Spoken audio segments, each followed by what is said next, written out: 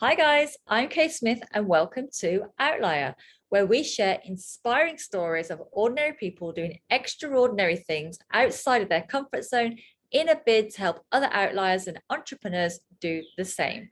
In today's podcast, we are reviewing our key insight into Craig Potton's incredible outlier story from this week's episode, and we'll be discussing how you can turn your passion into a pension and doing a meditation at the end. Hi, Andrew. How are you today? Hi, Kay. Great to be here. Fantastic episode, this one. Looking forward to it.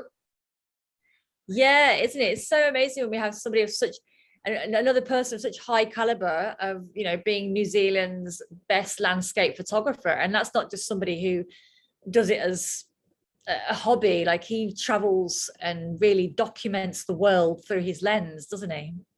Absolutely. And guys, if you've missed the episode, you can watch it up here. I'll put the link there for you. Effectively, it was a chance encounter with a lion and a chimpanzee as a young boy, which inspired Craig Potton to become one of New Zealand's finest landscape photographers. With a passion for animals, conservation, and the wilderness, Craig is the epitome of an outlier who has turned his passion into his pension. In pursuit of his photography, Craig has tramped and climbed extensively in New Zealand, its sub-Antarctic islands, the dry valleys of Antarctica, the Nepalese Himalayas, and more recently, Poland, India, Iceland, and Mongolia. For more than 3 decades, he has documented the New Zealand wilderness, exploring relationships between the concept of artistic beauty and wilderness in the natural world. And during these decades, he's been at the forefront of campaigns to save New Zealand's native forests and protect New Zealand's wonderful but endangered biodiversity. This Outlier episode is akin to one of Craig's favourite quotes: just trade the word photo for interview. A good photo can sometimes be an arrow to the heart of things, alluding to or eliciting an immediate encounter.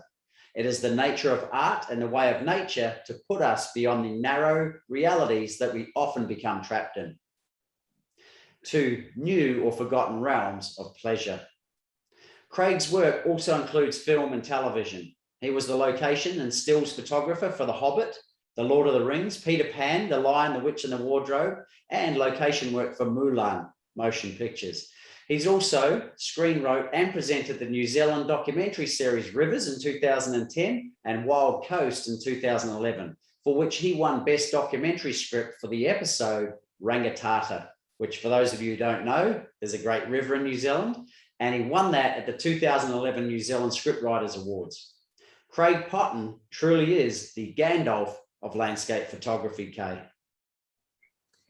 Yeah, and it's, I think some people might look at the title and say, a landscape photographer, and because photography is so easily accessible nowadays to people, and with drones and GoPros and, even our phones. But really, Craig started out back in the day when, photography was really a very unique profession. And, you had to really hike and put yourself out there to get to these locations to try and get the shot that you needed. Like, this is very, very challenging work that he's been doing for many years. Absolutely. I mean, today's world, as you say, like with phones, drones and GoPros and that, it makes it a little easier, but you've still got to be an artist, right? It's not just a case of taking a photo and going, oh, wow, I just took a good photo.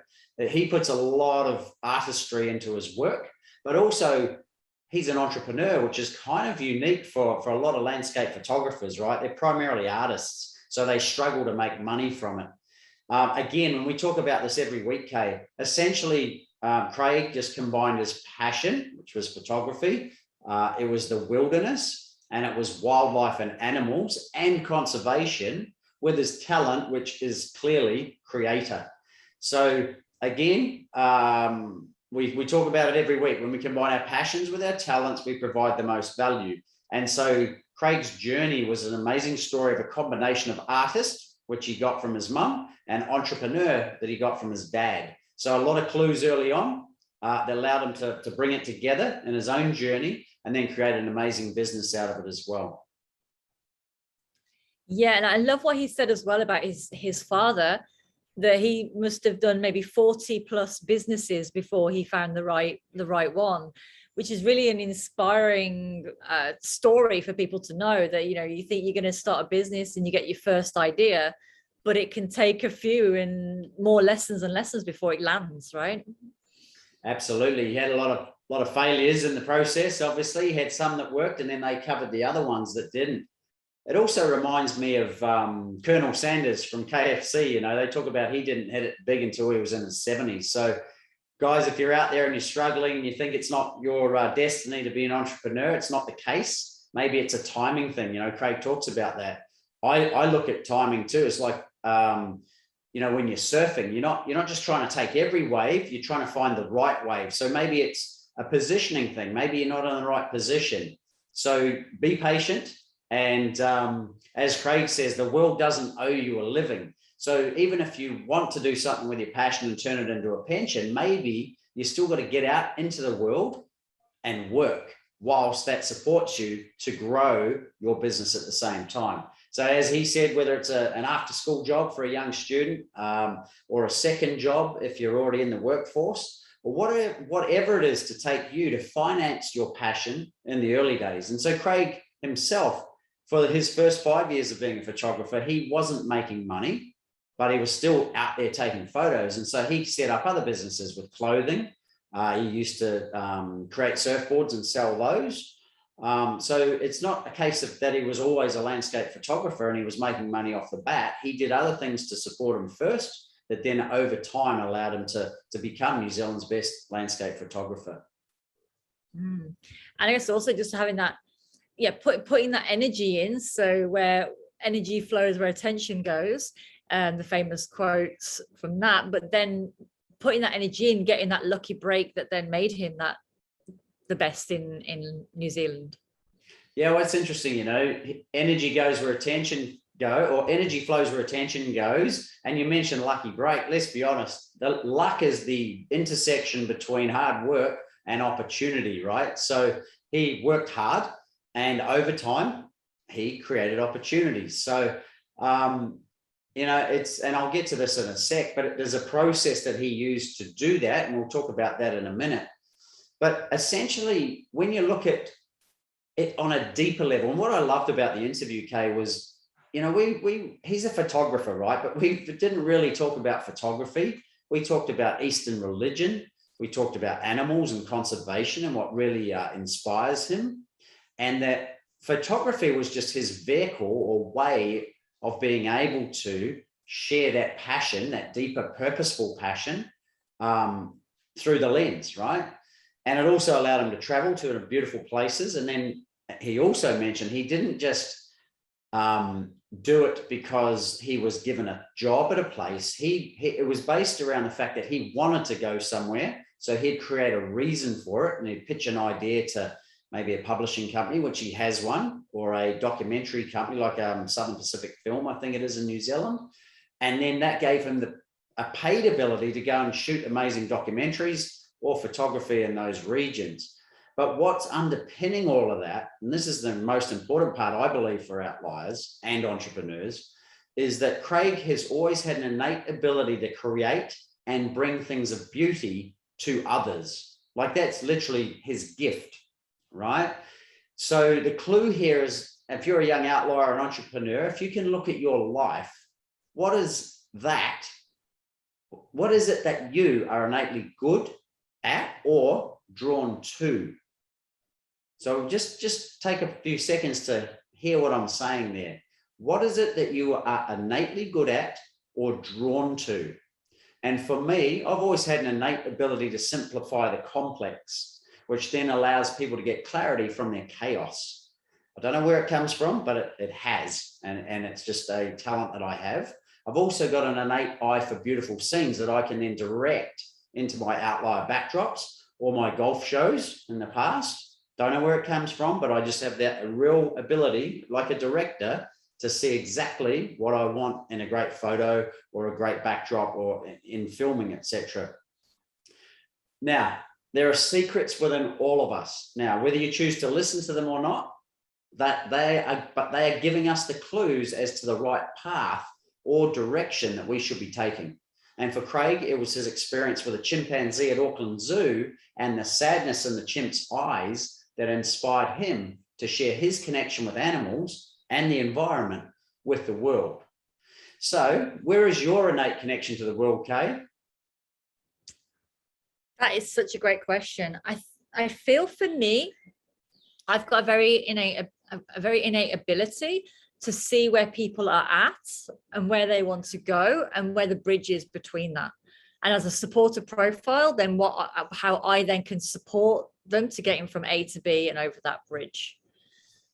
Wow, what a great summation, right? In one sentence is literally a great byline for a business, right? So if someone's struggling with that connection from where they are to where they'd want to go, then you're the perfect person who can see it in advance to be able to help them through your talent as of supporter, right? Which is amazing, right? And I love to hear that. It's so succinct, and yet I got it straight away. So it's fantastic. So again, guys, tune in, and it might take some time, but just ask yourself the question, what is my innate talent or gift? And then start looking around for it. Look at clues from your past and ask other people like your mum or your dad or your friends, people who are close to you, because to them it's really obvious. And to you, it may not be because you're stuck in your own mind, right? So if you can have an outside perspective, it often makes that process a lot easier. So once we're clear on that, this brings us to point 4 for today, is how well you connect with other people is the key to happiness. So this is what Craig discussed in the interview. So how can you take your innate gift or gifts and then work out a way to connect them or share them with other people? And if you can do those two things, so first step is the clarity and the direction around your unique gift or gifts, and then the ability to share them. That's essentially, and who you want to share them with, that is your market. Then instantly you've got a potential business. So how about yourself, Kay? What about, and we're going to do a meditation on this later, but if you were to think about how you connect your way or your gift with others, how would you do that at the moment?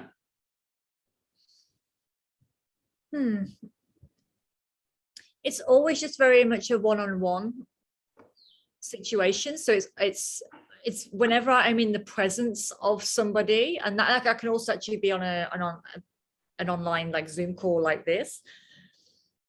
But it's really being able to, it's seeing the finer details that people don't see. So it's the way people, the words they use, the energy that they're bringing, maybe the complaints or the different things that maybe some of the unsaid things that then become very clear to me where they're at and where they want to go. So it's really the way I connect is in the physical.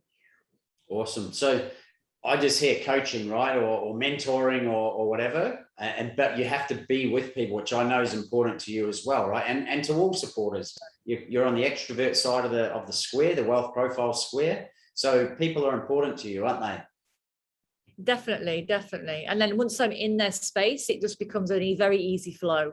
Like I guess with yourself, when you're doing the coaching with Craig, when he's doing photography, when you're in that space, it just flows like a channeling almost. Absolutely. And that brings us to point 5, which is about being yourself is far more important than emulating someone else. And there's a Hasidism Jewish philosophy quote around God doesn't want you to be Moses. God wants you to be you. And that's, again, Craig mentioned that in his interview. And essentially what that means to me is that is you being the outlier that you were born to be. And it's a lot of people find that a bad thing, right? They feel like, oh, I'm going to be different, or I'm going to be segregated, or I'm going to be separate. But the reality is it's you being unique. So when you can tune into your uniqueness, which is what Outlier is all about, then it's actually you being you. So again, find the best way to do that. Tune into who you really are by just, again, asking quality questions, looking around and observing for the answers, both externally and internally. Ask other people, write it all down, and then start to evolve that and say, well, how do I connect that with the ideal audience? Because the ideal audience will highly value that, and then start to offer it to them. And Kay, that's sort of a great segue, I guess, to point 6 is to create value to the market you have to add value first. And this is where I mentioned earlier about Craig. So his first 5 years in photography didn't make a lot of money, right? But he kept building and refining his craft by taking lots and lots of photos and beautiful destinations, which by default gave him value in return. So that was his way of feeling like he was receiving. But he also then gave that value away, called his photography.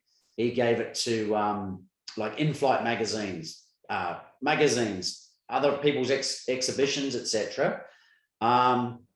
So I guess for the outliers and the entrepreneurs out there is find a way, or I guess find somewhere that's related to your passion that you can add value and offer it as much as you can at the start. All right. It might even be going to work for someone else who you in a field that you enjoy and you want to offer value there. So essentially, we've talked about this before, Kay, is getting paid to learn. But in the long term, that giving will be returned to you. But as I mentioned with Craig, maybe it's a good way to, even if you are going to give freely to start with, do it in a way that even if you don't receive financially, you may receive through inspiration, or you get to travel, or you get to meet heaps of cool people that you know is going to build relationships or connections for future work together. Craig's example was obviously his first 5 years. He gave away his photography, magazines, in-flights, etc. But it got his name out there, and it eventually raised his asking price and it obviously led to these amazing movies that he was part of as well. So I have a philosophy that giving is the receiving, right? Even if you don't think you are, it's like, how would I say? It's cause and effect. By giving, instantly it must be received somewhere else. So the more you can give, and obviously an abundance mindset is you to give freely, give as much as you can, especially if it's you being you, you'll want to be giving, freely expressing yourself. We talk about it being a fully expressed version of yourself. Then regardless of whether you get paid or not, surely that's the best way to live life anyway. What do you think, Kay? I agree with that. And I like the way we're talking that it needs to be a win-win situation. So with Craig giving his in-flight magazines, giving his photography away, like you say, that was building his profile. It was building his PR. You know, he was able to use that then to increase his prices. Look where my photography is featured. And then build your profile. I think everybody can look at that and say, okay, well, where can I give? But tuning in to where that giving is a win-win. So like you said, you're receiving the energy back, maybe not in a monetary form, but in a different way.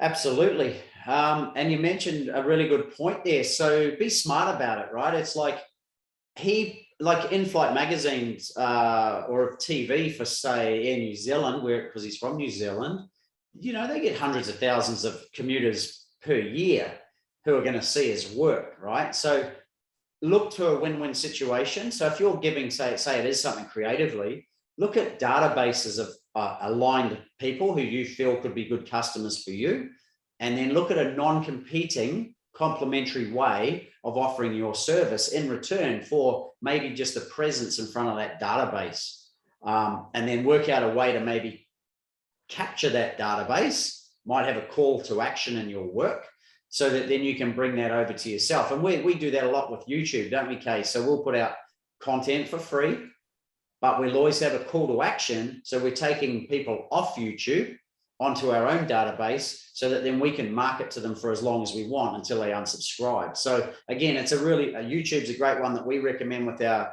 video production and marketing clients, is a great way to, there's millions and millions of people on YouTube every single day. And we have the ability to tap into them, provide as much value as we can, and then have a call to action that gets them off YouTube onto our database. So again, that's just one example. But as Kay said, find a win-win. Maybe it's a database. Maybe it's a joint venture with someone who offers something of value to you. They need your service, and vice versa. You need theirs. So I'll give you a classic example from me and my background. I used to have health clubs. And when I first started, I had a personal training studio. So I had all this brand new equipment and stuff, but my facility or my premises weren't very big. and they weren't very visible.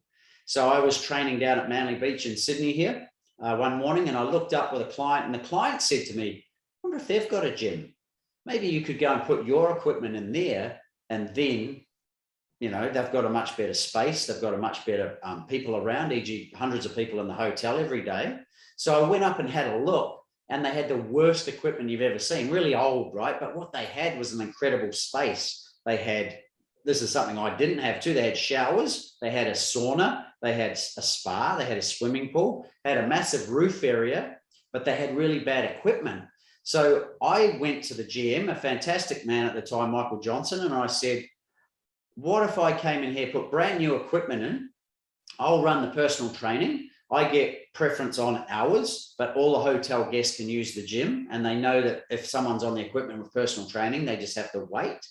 But then when we're not there, it's free reign to the hotel guests.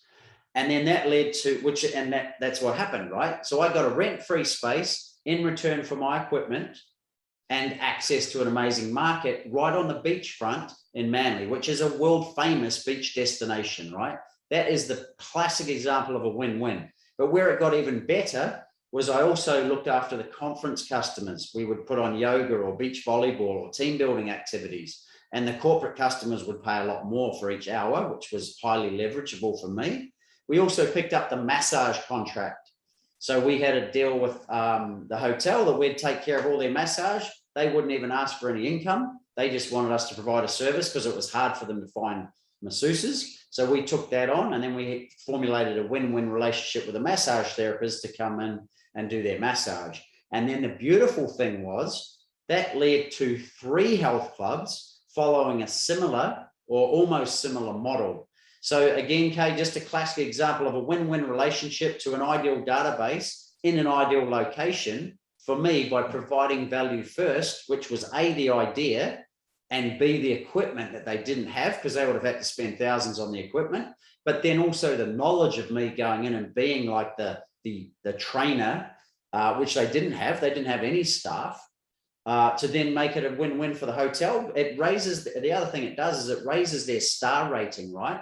When you have that facility, because if you don't have that facility and that staffing, etc., you might only be a 4-star or a 4.5 star, but when you get it, and obviously there's other elements to a 5-star hotel too, but then it helps with their star rating, which then helps with all their marketing, their reputation and their rapport, etc. So just a classic example of a win-win with the right situation. That's a really great story, Andrew. And I think a lot of people might be apprehensive about going into these collaborations because they might feel like, oh, well, I need to have my gym space. I need to have this. I need to already have the big picture in place, even though it's not perfect. Because I don't want to give my equipment to their gym. Why should that hotel get my equipment? You know, and it becomes this very internal process where you're approaching, well, actually they've got a need that's missing. I've got a need. We just come together, and then that created such a incredible leverageable system for you. Absolutely, Kay. And obviously, if someone says, why should I give my equipment to you? And yet I have a facility that has less visibility and a lot less space and a lot less people around, that's just madness, right? That's a total scarcity mindset. But the reality is, for non-outliers, it's very common, right? So it's scarce. If you've got a scarce mindset, you're only going to attract more and more scarcity. So as I said, when you give, and you give freely from the heart and from your purpose, you will receive. It's a given. You already received in the giving, right? But you will receive, and it may not always be from the place you gave. So just be aware that it might be somewhere else. So people often go, oh, that I gave to that person and that nothing came back to me, or they didn't appreciate it or whatever. Just universally, your mere act of giving must be received externally into the universe, and it will come back in another way if you're open to it. If you're shut down to it and you're going, I had to receive from that person, you're just going to get frustrated and angry with yourself. So just know that your mere act of giving has been heard by the universe. and will be reciprocated in some form. That's the other thing. It may not always be in the form that you want to reciprocate back or have it reciprocated back to you, but it will be reciprocated, and often a lot and to a lot higher value. And I guess that's the final thought that Craig really struck home for me, Kay, is that when you can tune into yourself, your gift, and work out the value that you provide, what it is that people really want from you is actually the feeling that that gives them, right? So ask yourself, what is the feeling that you being you will provide value to others? So it's not necessarily even the value, it's the feeling the value will give them. Okay, so when you are clear on that, then look to connect with or share that value with others who want to feel the same feeling. So if I look at Outlier as an example, right, one of my deepest passions and purposes is to help humans untap their limitlessness, right? Become an eagle as opposed to hanging on the ground, right? I want people to fly. I want them to experience what inspiration feels like when they're fully expressed versions of themselves. When I even talk about that, I feel pumped, right? I feel inspired. So what's the feeling that others will receive when they're a fully expressed version of themselves? Total fulfillment and total inspiration. So that's what Outlier is really about, is helping people tap into themselves and find what that is that really inspires them. So if I can do that in my way of doing that, which is to travel, interview awesome people, coach people to get out of their own way, get clarity and direction around their purpose, their passion, their values, their vision, then I've done my job in that process. And hopefully, and I'm assuming they would, and obviously even people watching this or listening to this, hopefully you feel that feeling and realize you have that ability to feel that more often. And there is a process for that, so that you can live a life that's a fully expressed version of yourself. What about you, Kay? What are your thoughts on that? I'm thinking about how that translates into Craig's example. And so I'd like your take on this as well. But I guess that's the feeling that he got from that moment with the chimpanzee where he saw the sadness. And so the feeling that he got was that he wanted to share with the world those moments of pureness and connection and awe and inspiring beautiful moments through the lens. Would you say that was right?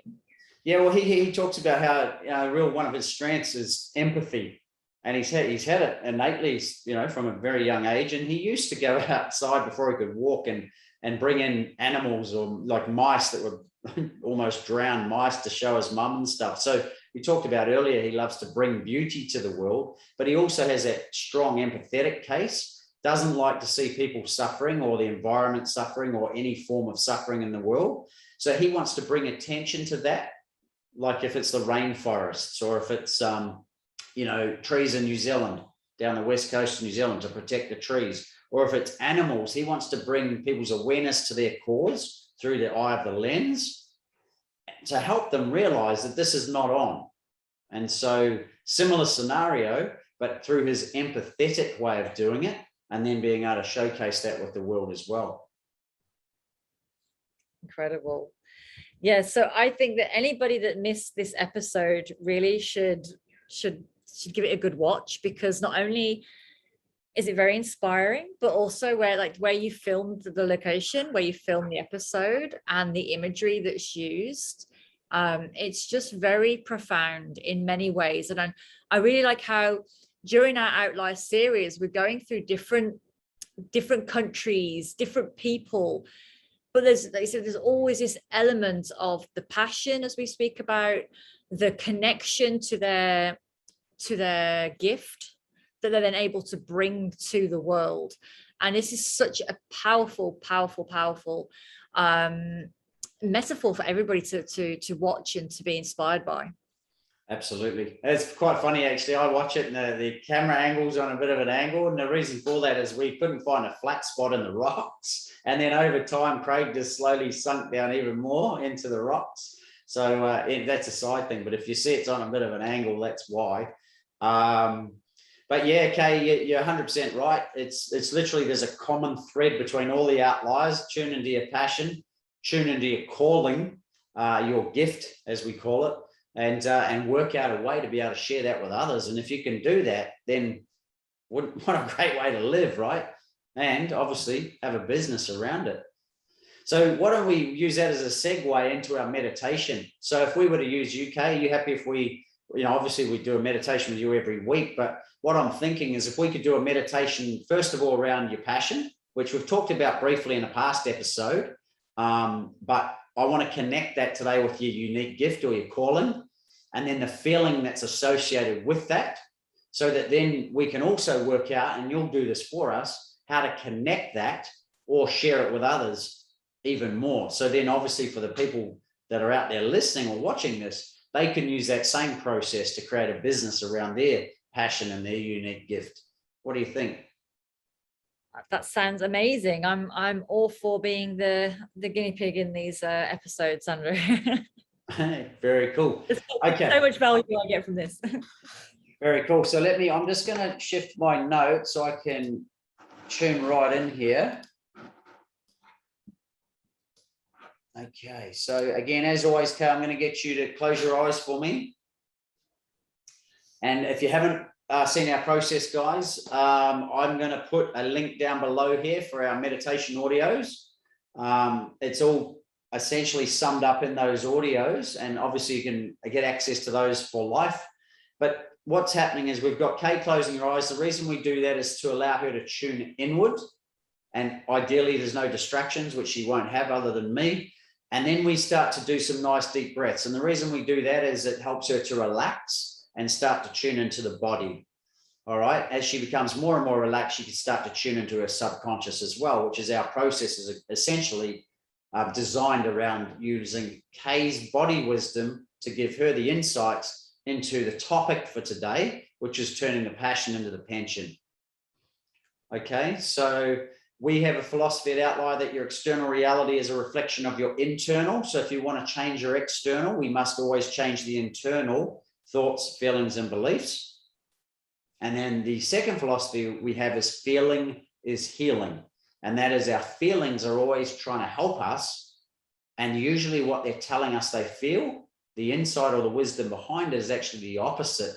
But at the time, it might feel like dissatisfaction or lost or confused or not sure or frustrated or angry.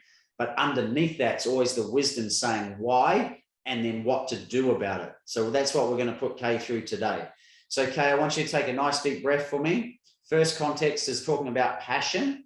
Whereabouts in your body, in the room or outside of the room, is your number one passion right now?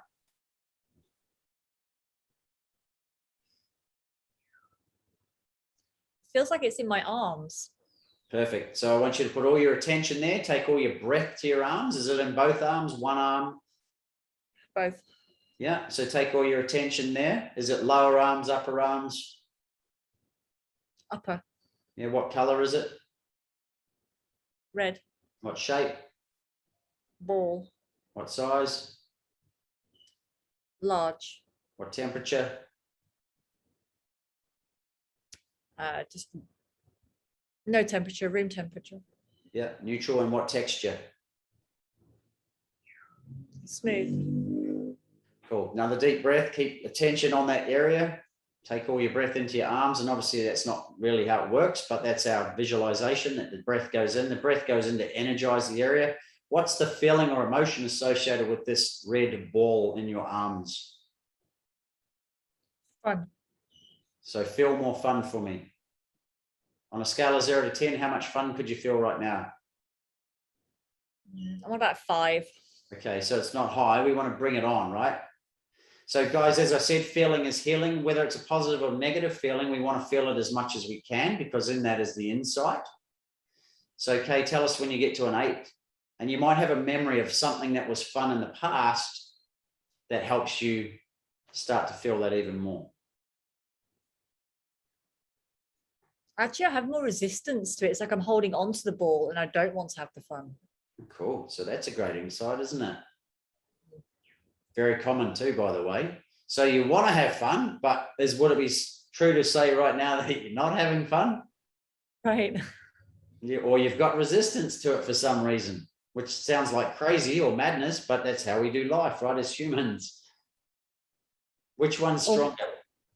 Resistance. What's coming up is like childhood, like memories of being in a group of kids and being shy and maybe being teased and wanting to play, but don't really feel like I'm fitting in so well, and so I'm keeping the ball. Yeah. So what's the feeling associated with that? Is it resistance? Is it anger because you don't like, you feel like you're fitting in, and you like literally, they talk about throwing the toys out of the cot or taking your bat and going home. What's the feeling there? Or disappointment, but Cool. anger. Awesome. So just feel disappointed for me as much as you can.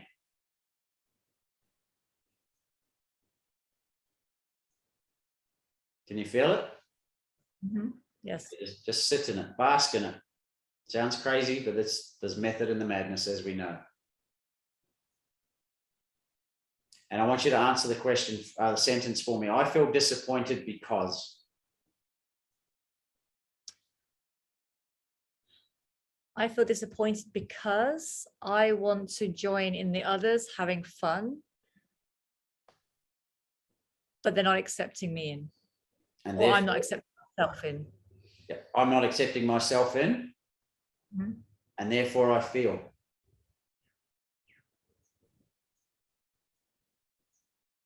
Therefore I feel rejected. Cool. So feel more rejected for me.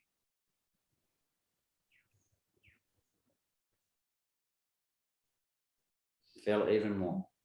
So for the listener, the viewers, what's really interesting, and sorry, Kay, I'll just cut you off there for a sec, is Kay wants to have fun. She wants to do her passion, but deep down she has a belief that last time I wanted to have fun and do my passion, I felt rejected. So therefore she's pushing it away, which sounds crazy. But again, what we think we want is often underlined or underpinned by a subconscious or an unconscious conflict that's going on. Does that sound true to you, Kay? Yes. And then what's also the feeling is that, like, the unworthiness, like I'm not good enough to join these kids. They're like, I'm not cool. I'm not part of their gang, you know. It's that feeling as well. So is the feeling unworthiness or something else?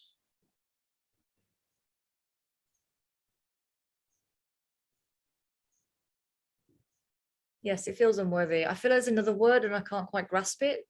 Like just not being good enough.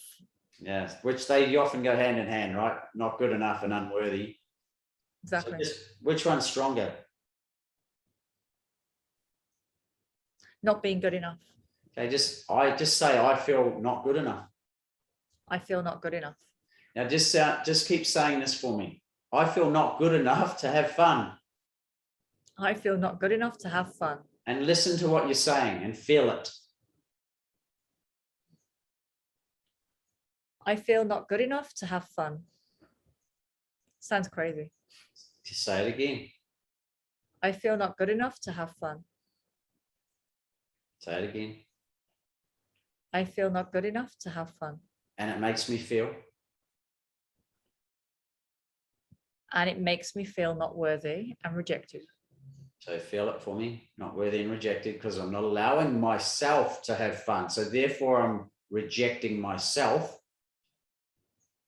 And because I'm not fully expressed, I'm not feeling worthy. Or let me say it another way, worthless. There you go. Right? I really want to have fun, but I'm stopping myself to have fun. And if I keep doing that, which I know is very common too, you keep doing it, not saying just you, but others, eventually you feel worthless. It's like you're punishing yourself. You're not allowing yourself, because maybe deep down you believe you're worthless. You don't deserve it, Kay, to have fun, which is absolute horseshit, right? But how does it make you feel when I say that?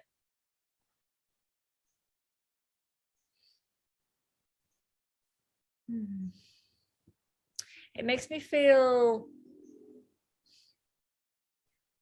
just insightful. like, oh, okay, that's interesting. I didn't put it into that context before. Because that's the underlying limiting belief that's going on, right? Based on the early first time it ever happened.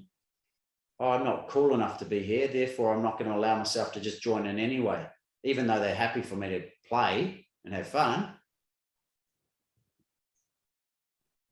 Yeah. Right. And it's the story that we create in our head. You know, we have that one moment where, I know, the kids or whatever laugh, and we create that story that it's a definite thing. Like it's definitely, they don't like me. It's definitely, there's something wrong with me. But actually it's just a moment in time where they just laugh, and you can just let go of that and join in anyway. Yeah, you're right. It's all a story.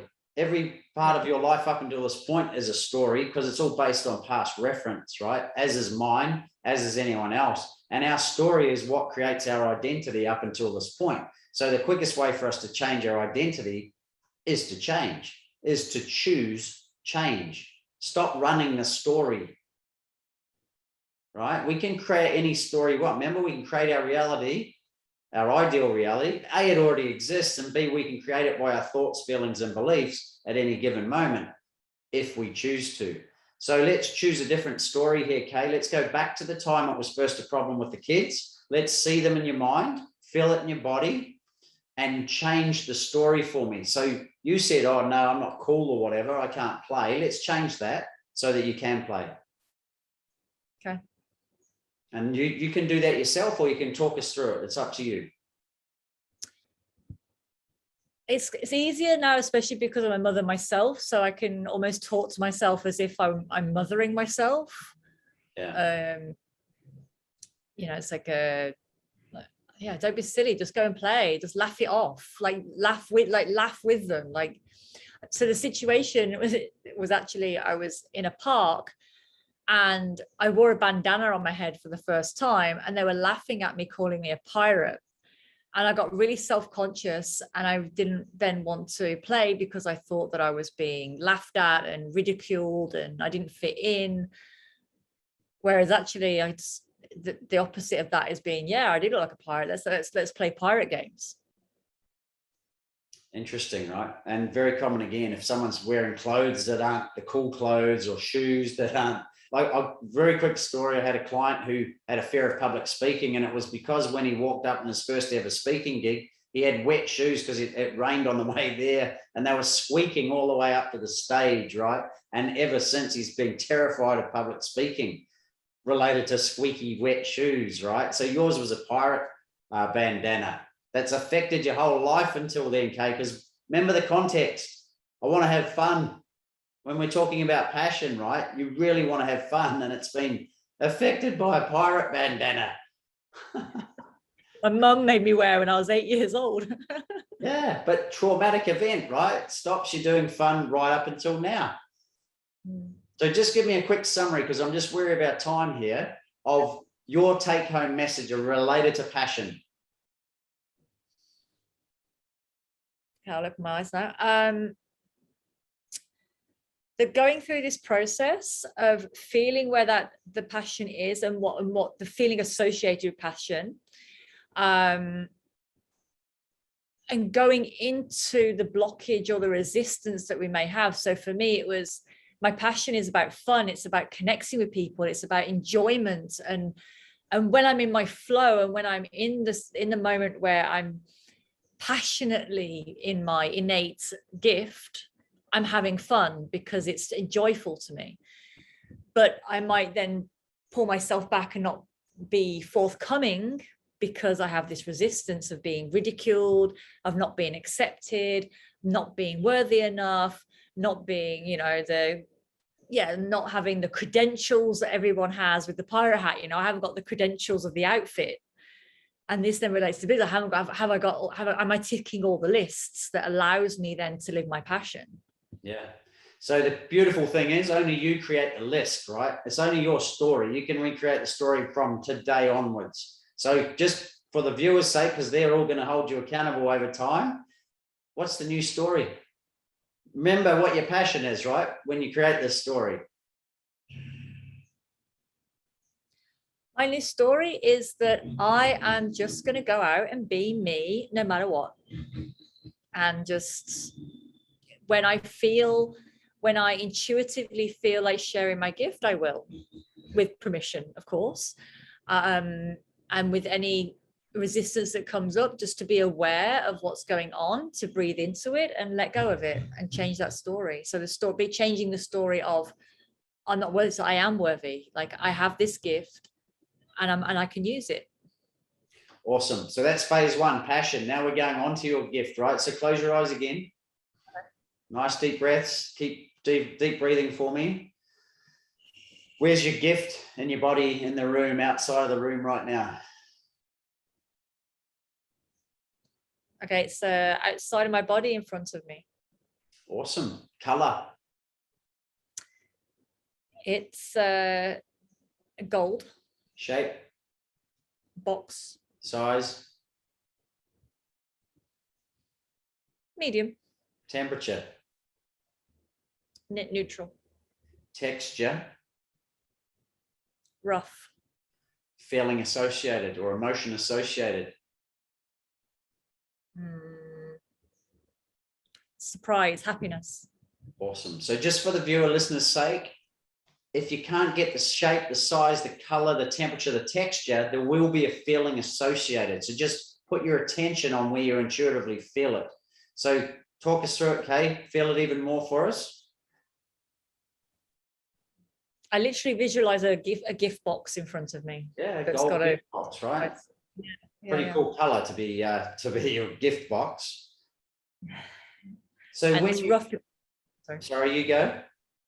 It's rough because it's sparkly. It's covered in glitter. Awesome.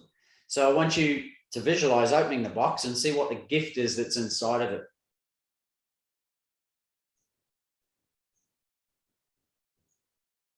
Light came out. Yeah. What color? White. And what does it represent?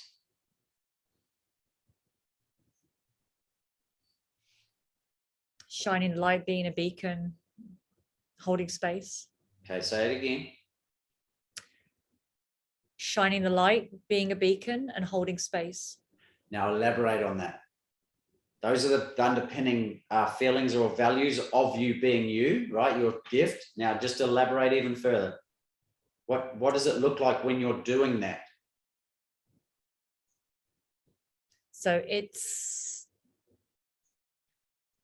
reflecting back on others, what they might not see within themselves.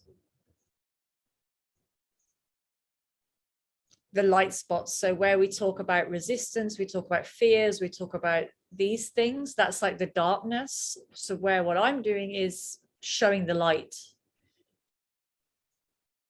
and being the light for them. Breathe in for me.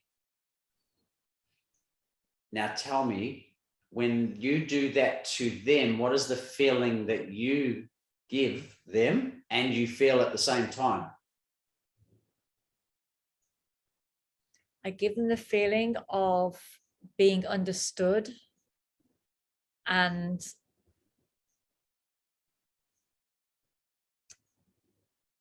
the word knowingness, that they're right, that they can let go of what they don't believe in themselves. What was the second part of the question? Just say that again. So what's the feeling they will receive from you having this gift? And you just nailed it, but I want you to say it again. Okay, thanks. Being understood. Mm-hmm. And that they are right within themselves of where they thought that they're not. Perfect. So as a marketer, you might approach it like, hey guys, have you ever felt misunderstood? So the opposite of understood, right? Have you ever questioned yourself and really not clear on what you should be doing? Then I'm the person for you to talk to, right? Because you know, on the flip side of that, when you combine your passion of being around people and your gift of helping them see the light and things they can't see, they will come out of it with understanding. They'll feel understood, they'll feel heard, and they'll feel a lot more knowingness and belief in their own ability or their own idea or their own creation or their own business or whatever it is that they've come to you for. Does that make sense? Exactly, makes sense, yes. Okay, so that's for you and the viewer's sake, right? That's just a micro summation of passion times unique gift times the feeling it will give them. They are seeking that feeling, but they're usually, as I said earlier, feeling the opposite before they come to you. Make sense? Makes sense. Okay, they're feeling misunderstood, unheard, not seen is probably another one, possibly unworthy, not good enough, right? Similar to Kay, right? So your ideal clients are a reflection of you. So they will come to you because you have the understanding of what it feels like to feel those feelings. But yet you've come up with a solution and you've got an innate gift to help them see the opposite, right?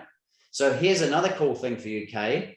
You could coach yourself, this other part of you, to help you see the things that you don't see. Does that make sense? It does.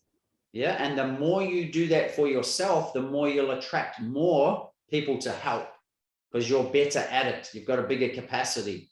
So breathe that in for me. Take in that context. See, again, here's me being Mr. Clarity and Direction, right? Turning chaos into clarity. Does that feel like that to you, Kay? Yes, definitely. I mean, I don't know exactly how to coach myself in that context, but that will come. Yeah, and you don't have to, right? You can use other coaches to get out of yourself to be able to see it better. But there's essentially two elements to you. There's the misunderstood part, the one that doesn't feel worthy, not good enough, etc. Then there's this amazing part of you with this amazing gift that does have the ability to help others with that. So all you do is look at yourself like another identity to be able to help that part of you. So one way I do that is write down all the things that you're not happy with, right? And then look at them and say, well, if I was a coach, what advice would I give to myself here? Or what help or what knowingness or what light from the darkness would I give this person? So pretend it's not actually you, right? And then your wisdoms, it's already there. It's a gift. It's in the box. You'll have the answer. That's exactly what just came up for me, actually, writing it down as a third person. And that is something that I do with people. And I kind of say to people, like, when they're looking at their own business, putting themselves in the shoes of if they're a CEO or solopreneur, entrepreneur, or, you know, just an entrepreneur by themselves, what would they do if they were having a meeting with themselves as their marketing person or their salesperson? If they step outside of themselves, what would that meeting look like? And that's very powerful, because then you say, oh yeah, I would tell myself this, and I would say this, and I would give this direction, and I know I have clarity now of where I need to go. So yeah, I should definitely put my own words into practice. It makes sense. Awesome. So close your eyes for me. Last part of this is, first of all, how do you feel now? You've got a bit more clarity and direction around all of this, your passion, your gift, and how it makes you feel. I feel empowered.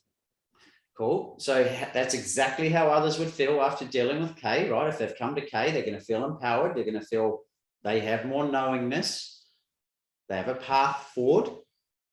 Now, the question, this is always mostly the first question that most people ask, and it should be the last question, or not even, because it will take care of itself. But Kay, there is a how question here that is, how am I going to connect all of this to others? Now, that'll be in your body, outside of your body, or outside of the room, the correct answer for you in relation to that, so that you can help as many people as you choose to, and who have these challenges that you know you can have solutions for. So where is it right now? The how. In my mouth. Cool. So put your attention in your mouth, take nice deep breaths in. And for the viewer or listener's sake, sometimes it does feel a bit crazy, right? The body will throw up just randomness, but trust it, go with it, put your attention on it and see what it's got to say. So Kay, color? Red. Shape?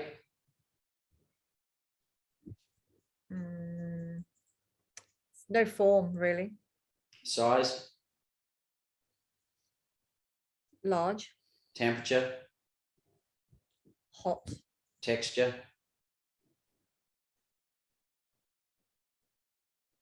It's like air, like gas. Yeah, cool. Feeling or emotion associated. Fire, gas, like feeling associated. Maybe I'll explain the vision. It's like opening my mouth and this just, it's pouring out of my mouth. So tune into it, breathe into it, just sit with it for a minute and feel it as much as you can.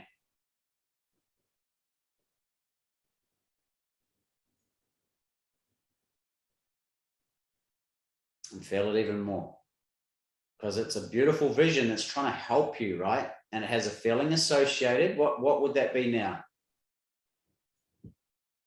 Speaking, the feeling is about speaking my truth. Okay, so tune into that. Confidence is the feeling. Confidence. Yeah, feel confident for me. And visualize speaking your truth. Remember, we're trying to connect you to others. With when you're speaking your truth, it's going to have that impact on them, give that knowingness, that certainty, that direction, the light from the dark, right? Tell me what you see when you do that.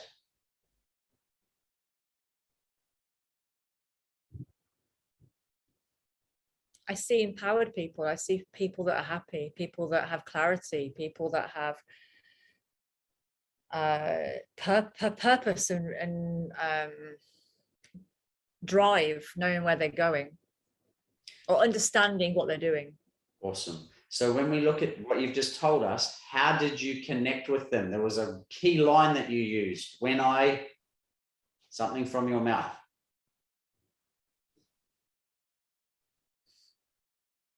When I spoke with them, when I talk.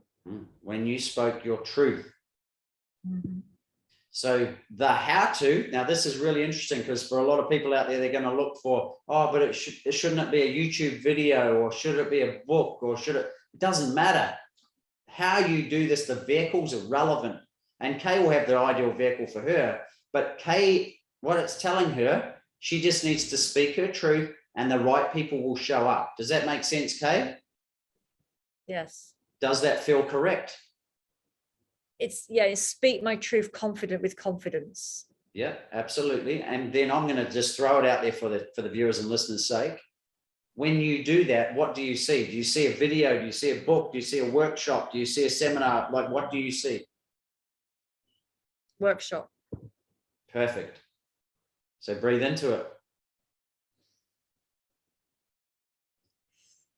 And I'm going to throw one more out there. What is the topic you're going to be speaking on at this workshop? And it doesn't even have to be your topic. It could be for them.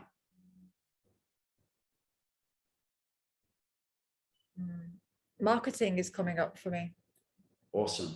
But let's go back to how they are before they see you. Remember where they're at and where they'd rather be at, and you close the gap by showing the light in the darkness. So they're coming to you with a problem. What's the problem they've got before they come related to their marketing? Not being seen and not understanding how to be seen or what they need to do. Fantastic. And then what's the solution?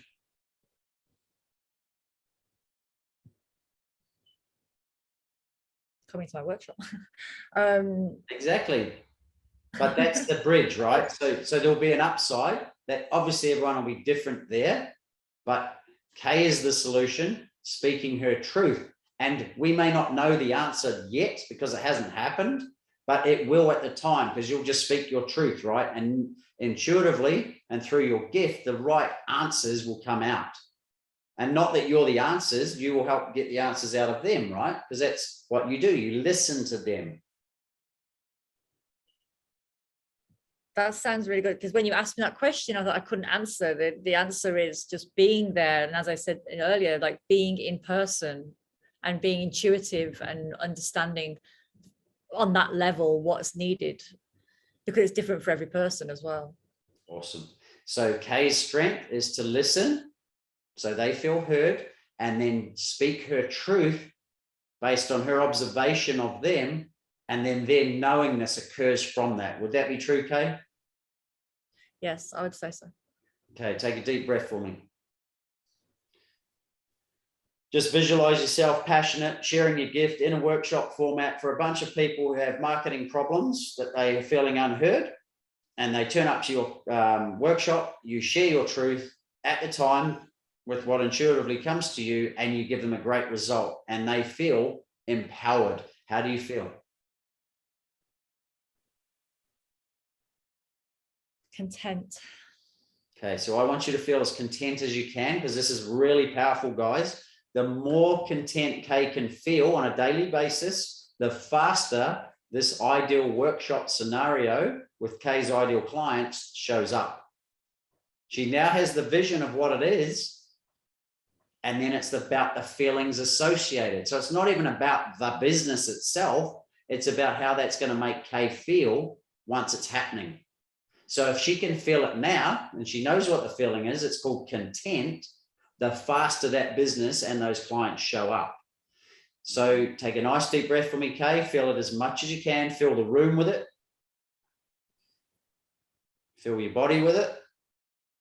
Bask in it like you're in a pool. You're lying back and you're just swimming in contentness, and it just feels incredible. Just made a huge difference to a lot of people. You've helped them out of their problem. You've created solutions for them or helped them. You've listened to them. They feel heard, and you've got a thriving business, right? Now, that is how you turn your passion into your pension. That is how Craig Potton turned his passion into his pension. He felt the feelings he felt by seeing the chimpanzee, seeing the deforestation, seeing the issues in the environment. He used his talent with the camera to turn it into a very successful business. Where did it come from? Internally, and it came from the feelings that he felt that he then acted on intuitively. He got impulses, took the right actions, and all of a sudden his amazing business showed up. So is that a bit simpler, Kay, than doing a business plan and thinking of all the things you could do that maybe don't interest you, but that's what everyone else does? How do you feel now about that process and about you and your business? That's a really great way of looking at it. This feels so much more intuitive. It feels so much more expansive. Like if I was to sit and put a business plan together, I would then get stuck in my head. I wouldn't know what to do. It would be procrastinating probably for a while, then getting myself caught up in a mental loop of not good enough, not I can't do this. This now I feel, okay, maybe I could put some kind of business plan together because I have the feeling that I want to feel to get where I want to go to. Awesome. So even just actually maybe that process for the viewers, if you're going into that, I want to create a business plan, I want to create an idea, actually tuning in and doing this process first before making that step is, I can see is very beneficial. And I think too, Kay, like you came up with, content is the feeling you ultimately will feel. The more you can feel that on a daily basis, and that's why we use our meditation, so we can tune into that a lot more regularly. The answers already exist, and they will come to you in your meditations. Oh, I need to call so-and-so, or I need to go to the gym, or I need to do this. Take action on it, and that's you honoring that ideal inner part of you that's trying to help you. So yes, you could jump down and do it. I'll give you an example now. So close your eyes for me. And I want you to tune into content again, right? You've got this great idea for this business. And I want you to ask content, what is the next thing I need to do in order to have this amazing business that makes me feel content? And it will say,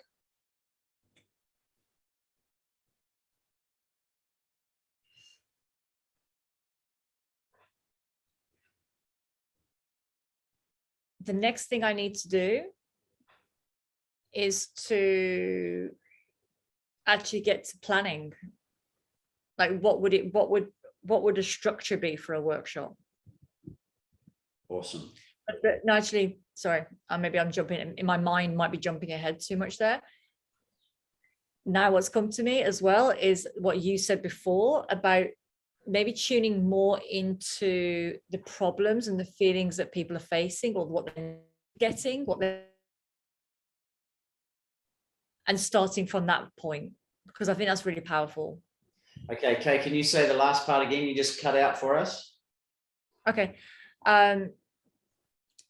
So tuning in to what you said earlier about what clients want to feel, what they're not feeling in relation to their marketing and their business, and how I can then put a workshop together that would entice people and intrigue people to join to get what they want out of it.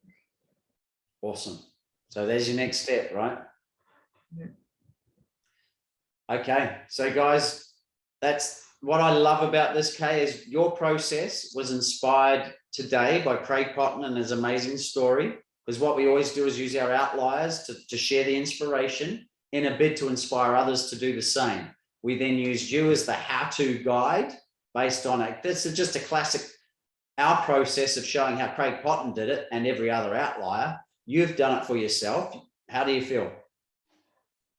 I feel great. I feel like every time we do this, I really feel that I hope that people listen to what we do and what we put out there. Because I think it's so powerful, these podcasts that we do.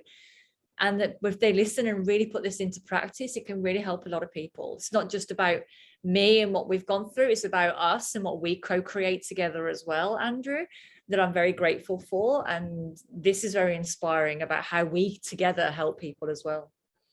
Awesome. Well, thank you so much, as always, Kay, for being open, for being vulnerable, and for sharing your gift. Thank you too to Craig as well for sharing his gift. How does everyone find out more about us, Kay, if they do want to, if they felt inspired and want to take action?